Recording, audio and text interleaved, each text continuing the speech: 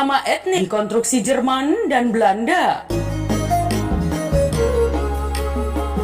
Ya, nama Batak sebagai identitas etnik ternyata tidak berasal dari orang Batak sendiri, tapi diciptakan atau dikonstruksi para musafir Barat. Hal ini kemudian dikukuhkan misionaris Jerman yang datang ke tanah Batak sejak tahun 1860-an. Simpulan ini dikemukakan sejarawan Universitas Negeri Medan atau Unimed, Iwan Azari, yang baru usai melakukan penelitian di Jerman.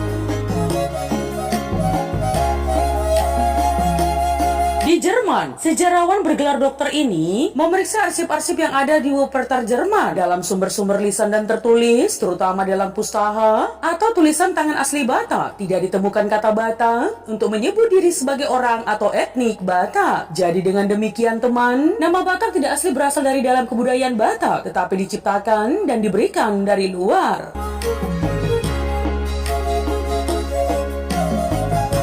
Jadi teman, Iwan Azari di Medan mengatakan, kata Batak awalnya diambil para musafir yang menjelajah ke wilayah Pulau Sumatera dari para penduduk pesisir untuk menyebut kelompok etnik yang berada di pegunungan dengan nama Batak. Tapi nama yang diberikan penduduk pesisir ini berkonotasi negatif, bahkan cenderung menghina untuk menyebut penduduk pegunungan itu sebagai kurang beradab, liar, dan tinggal di hutan.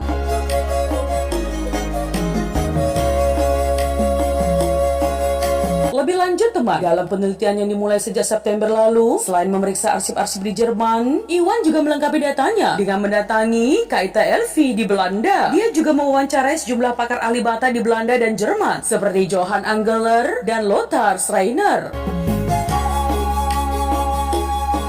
Hasilnya teman, pada sumber-sumber manuskrip Melayu klasik ini telusurinya, seperti manuskrip abad 17 koleksi Leiden, memang ditemukan kata Batak di kalangan orang Melayu di Malaysia, tetapi sebagai label untuk penduduk yang tinggal di rimba pedalaman semenanjung Malaka. Dalam manuskrip itu teman, saat Malaka jatuh ke tangan Portugis tahun 1511, putri Gunung Ledeng yang sangat dihina dan direndahkan oleh teks ini melarikan diri ke hulu sungai, dan dalam teks itu disebut masuk ke dalam hutan rimba yang amat besar hampir dengan negeri Batak, maka diambil oleh segala menteri Batak itu, dirajakannya putri Gunung Ledang di dalam negeri Batak itu.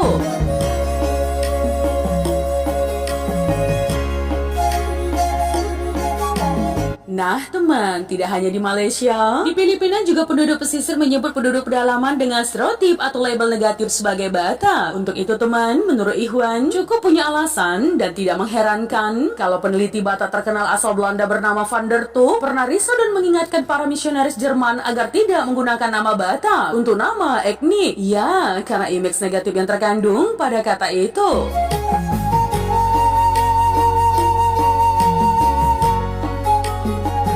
Nah teman, di Malaysia dan Filipina, penduduk yang diberi label Batak tidak mau menggunakan label merendahkan itu menjadi nama etnik mereka. Di Sumatera Utara label itu terus dipakai karena peran misionaris Jerman dan pemerintah kolonial Belanda yang memberi konstruksi dan makna baru atas kata itu.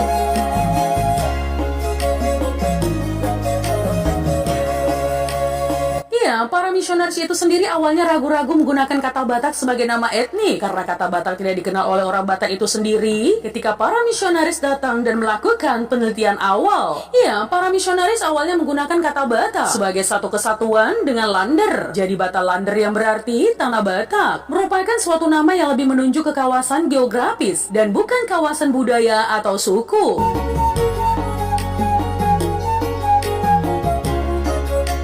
Lebih lanjut teman, di arsip misionaris yang menyimpan sekitar 100.000 dokumen berisi informasi penting berkaitan dengan aktivitas dan pemikiran di tanah Batak sejak pertengahan abad ke-19 itu, Iwan menemukan dan meneliti puluhan peta, baik peta Batalander yang dibuat peneliti Jerman Predik Franz Wilhelm Junghun maupun peta-peta lain sebelum dan setelah peta Junghun dibuat.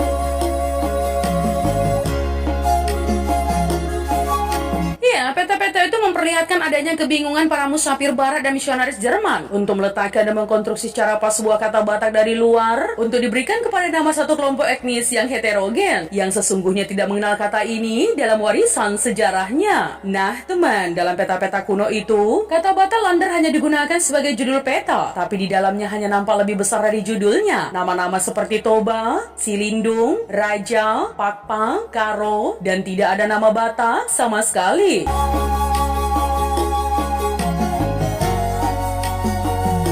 Dalam salah satu peta, kata Batak di dalam peta digunakan sebagai pembatas kawasan Aceh dengan Minangkabau. Kebingungan para misionaris Jerman untuk mengkonstruksi kata Batak sebagai nama suku juga nampak dari satu temuan Ikhwan terhadap peta misionaris Jerman sendiri yang sama sekali tidak menggunakan judul Batalander sebagai judul peta dan membuang semua kata Batak yang ada dalam edisi penerbitan peta itu di dalam laporan tahunan misionaris. Padahal sebelumnya mereka telah menggunakan kata Batak itu.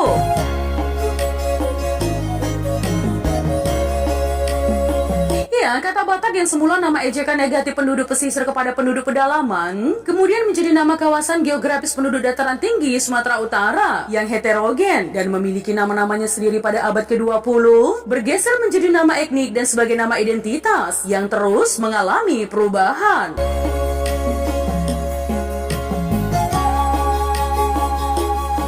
Nah, teman, setelah misionaris Jerman berhasil menggunakan nama Batak sebagai nama etnik, pihak pemerintah Belanda juga menggunakan konsep Jerman itu dalam mengembangkan dan memperluas basis-basis kolonialisme mereka. Nama Batak juga digunakan sebagai nama etnik para elit yang bermukim di Tapanuli Selatan yang beragama Islam.